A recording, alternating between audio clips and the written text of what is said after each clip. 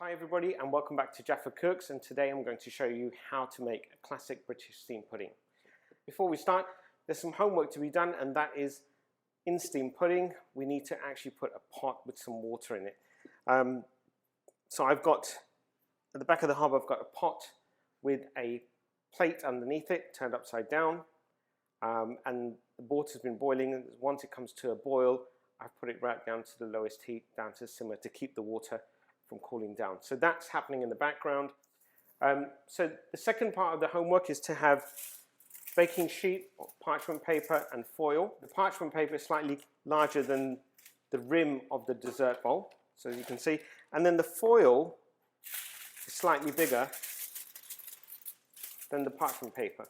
Okay, and I'll show you that later on. And then we've got some string, around about 60 to 70 centimeters. And I'll show you what to do with that as well. So let's get to it. If you haven't already subscribed to my channel, please do so. If you like this recipe or any others, click on the link and follow me on Instagram. And if you really like this dessert after making it, give me a big thumbs up.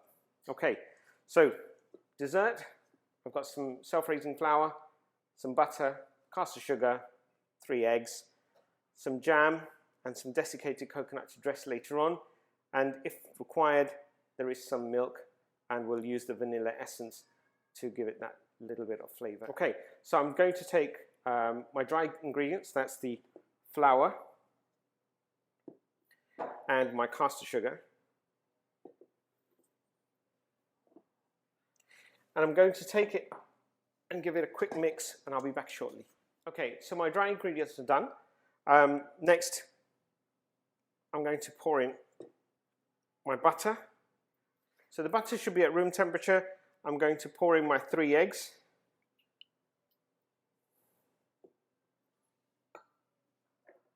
My vanilla essence and my milk. And I'll take that to the whisk in a minute. But just before I go ahead, and I just wanted to show you, this is the dish that we're going to make the dessert in. If you look inside, it's been lightly buttered and floured. So once we put, I'm going to use strawberry jam. You could use any other jam of your preference. You could do raspberries, blueberry, any other jam. So once we put the jam into the base, it'll stop it from sticking. And then when we pour the mixture on top and we tie it up and put it into the steam, this should basically stay intact. So I'm just going to put that back. And I've got desiccated coconut towards the end just to give it that little bit of a drizzle. I love coconut, so that's why. Okay, so I'll see you shortly once I've done the mixture and it's ready. See you back.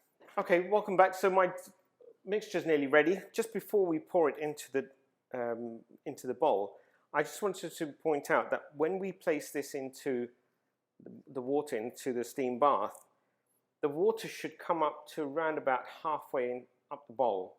No more. And you need to keep an eye on it for the next 2 to 3, if not 2 to 3 hours. For the first hour and a half, it should be fine. The water should stay, but you need to keep the water levels up as well. And when you're pouring the water in, please make sure it's nice and hot from the kettle. So pre-boil that water and pour it in, but be very careful you pour it on the side, not towards the center of the dish itself. Okay, so I'm going to bring the mixture, and then we'll take it from there. Okay, so welcome back. The next thing we're going to do is just take our jam, treacle, whatever your dessert topping is. So I'm just going to pour it on the top and just let it settle.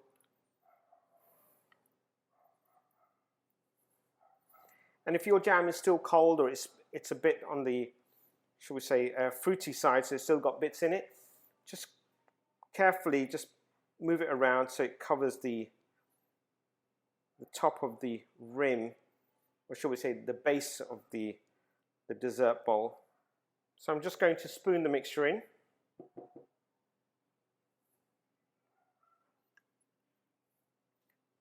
When you're whisking the mixture or mixing it, refrain from over whisking it. And the reason is otherwise then the butter will start melting and it will start showing. So we want to still keep it at room temperature. This is one of those dishes you can have whilst curled up near the fire, watching TV on a Sunday afternoon or even a Sunday evening. Okay, now my dish is pretty much ready to go into the bath. I'm going to now take the parchment paper, place it on top. I'm going to take the foil and place that on top as well. And this will stop, the foil is there to stop the parchment paper from curling up before we tie it. So you could just fold it around the edges first. I'm just going to got a little bit of an edge. I'm just going to basically fold the foil and parchment paper around the edges. So I'm going to tie this up now. So I've got some string. There is a more traditional method of doing this, and that's basically creating a loop over the top. And I think if you're a first timer, this would be great just to tie it up as just a couple of knots, and that would be perfect. Maybe in the next steamed dessert, I'll show you how to basically tie with those. In fact, you could probably do it now. So if you wanted to, you could just tie a small little knot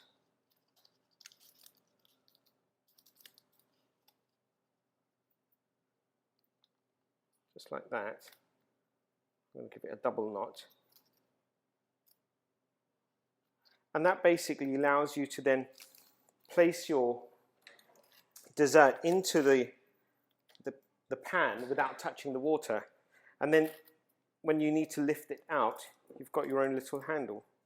So I'm going to take this and place this in the bath and set the timer on for, I would say, 2 hours. Check the water after every hour, and after 2 hours, do check to make sure everything's going according to plan, and then give it another hour. The full cooking time is 3 hours, but keep an eye on it just to ensure that the water levels are still there halfway down, halfway up to the dessert bowl, which is round about there. Okay, so I'll see you back after 3 hours once we're ready to basically carve this dessert up and then ensure that we have a good evening with it. I'll see you back shortly. Hi everybody and welcome back. It's been 3 hours and our pudding should be ready. So I'm going to now, just for the sake of, just to show you what it's going to look like, I'm going to bring it from the hob to the top here, and then we'll show you what to do with it. So bear with me for a minute. Now, the string that I did previously, it was basically to ensure that you could lift it up. But if you didn't make the string, just very carefully pick it up, and I'm just going to place it there for 1 second. Let me get rid of this and I'll be back in a short while. I'm going to now cut this string off, and you can probably see the side. I can see the side. See all that jam? That's what it's all about. And this takes me back to my school days. Just carefully lift it off, and oh my God, look at that. Piece of art. And once you get to this stage, it's just, what shall I do with it? That's what it comes down to. So all we have to do now is just turn it over and really have a good, decent dessert. All right, so I'm just going to lift that off, move that out of the way. And it's quite tricky because you might not have enough to hold on to. So, and it's very hot. So I'm just going to very carefully lift and keep my hand on top and just let it drop. And what I would do, I wouldn't touch it, I'd just leave it there for about 10 odd seconds, and you can watch if the sides, some of the sides might just, if you didn't, yep, that's good enough for me. That side, yep, just carefully lift it. So whatever you do, don't put this in the sink. There's jam and there's a lot of goodness in there still left. So all I'm going to do now is just